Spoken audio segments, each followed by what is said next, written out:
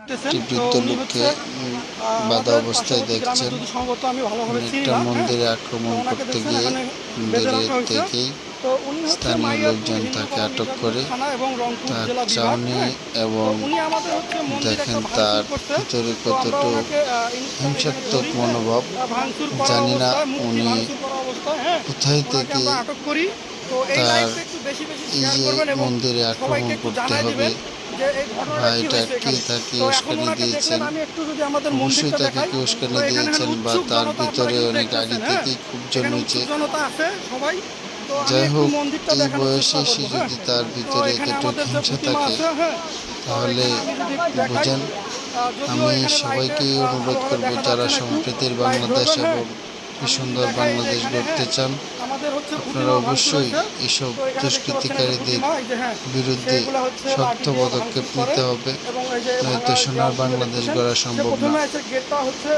আরেকটি বিষয়, এখানে যে ওনাকে ধরা হয়েছে তারা কিন্তু ওই মন্দির থেকেই তাকে ধরেছেন।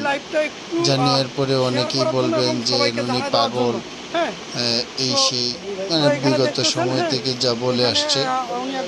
আমি চাইব ওনাকে যাতে এরকম শাস্তি দেওয়া হয় যেটা দেখিয়ে বাংলাদেশের সবাই, যারা এরকম চিন্তা থাকে, দুষ্কৃতিকারী যারা, তারা যাতে শিক্ষা হয়। এরই পাশে আরেকটি বিষয়, আমি স্থানীয় লোকজন এবং সকল ধর্ম বর্ণ নির্বিশেষে সবাইকে অনুরোধ করব এসব দুষ্কৃতিকারীর বিরুদ্ধে শক্তভাবে প্রতিবাদ করার জন্য, যাতে আমাদের এই সম্প্রীতির বাংলাদেশ আমরা সুন্দরভাবে চলতে পারি।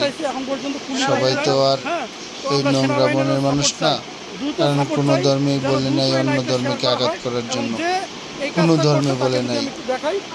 তাহলে ওই ব্যক্তি কেন আরেকটি ধর্মকে আঘাত করলো এবং সে যে ধর্মের, ওই ধর্মটাকে কেন ছোট করবে? আমি আবার একটি কথাই বলবো, আমরা সবাই যদি প্রতিবাদ করি তাহলে এরকম দুষ্কৃতিকারীরা শাস্তি পাবে। ধন্যবাদ সবাইকে, আর ভিডিওটি বেশি করে শেয়ার দিবেন যাতে দুষ্কৃতিকারীরা সাবধান হয়ে যায়।